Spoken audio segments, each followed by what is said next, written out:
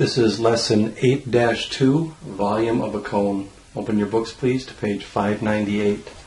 Today you will learn how to calculate the volume of a cone. The formula for the volume of a cone is volume equals 1/3 times the base times the height.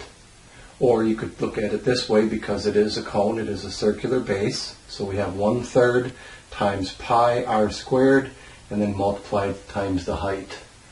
The way I would prefer that students look at this is looking at it as volume equals pi r squared, the area of the base, times the height, and then divide by 3. Remember, whenever we're multiplying by 1/3, it's like multiplying by 1, which is the identity property, which you don't really even need to do, and then to divide by 3. And because of the order of operations, you can mix and match multiplication and division. So instead of doing the division first, you can save the division for last. Most kids find this an easier way to solve volume. Multiply the area of the base times the height and then divide by 3.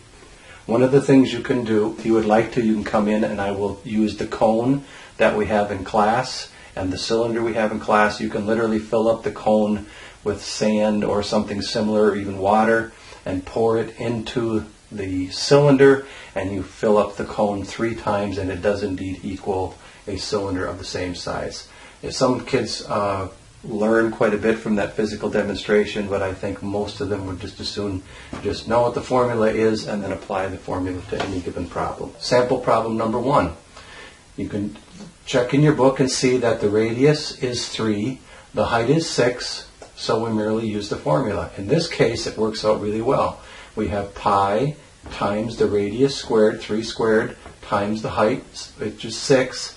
I wrote it over here so you can recognize that in many of these cases you can simplify this much more before you actually put it in your calculator, therefore you're less likely to make a mistake. You could take this and just plug it into your calculator, pi times 3 squared times 6, divide 3, and you will get the right answer as long as you key it in correctly.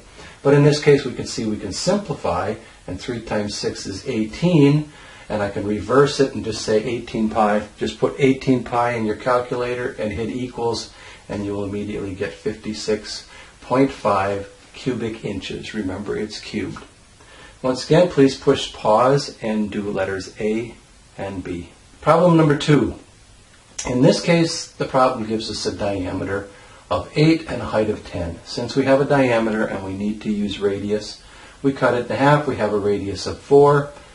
Apply our formula, pi times 4 squared times 10, the radius and the height, and then divide by 3. This is another way you could look at this. We could put this all over 3 if we wanted, but in this case I can fit it on one line. Just say divide by 3, plug it all into the calculator in one shot, and I have 167.6 cubic centimeters. Please press pause and do problem number C. Okay, in our last sample problem, this is a composite. In this case, you have a cylinder and you have a cone combined together. So we need to find out the volume of both. So the obvious way to do this is to take a look at the volume of the cylinder and add it to the volume of the cone, and that will give us our total.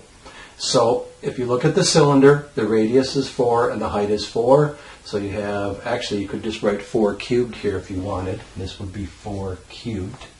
So you could just put 4 cubed pi in the calculator, and you're going to get a number for this. Because we used pi here, I do not want you to round that number.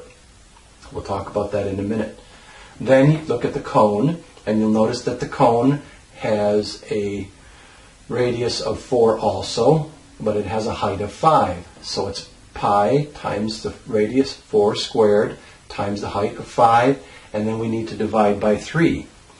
The way to do this is to first of all learn to use your memory function. So you could put this into the calculator, get an answer, store it in your memory, put this in the calculator, get your answer, and then add the memory to it, and you will end up actually with this number here, 284.8, which you'll notice, look in your book, that's a different answer than they give you in the book.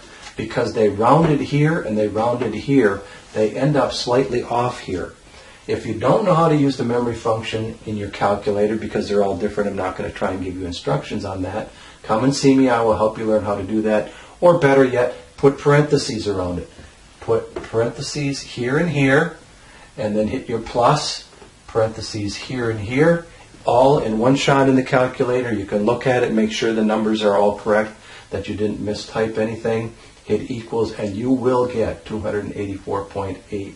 Please press pause and do problem D.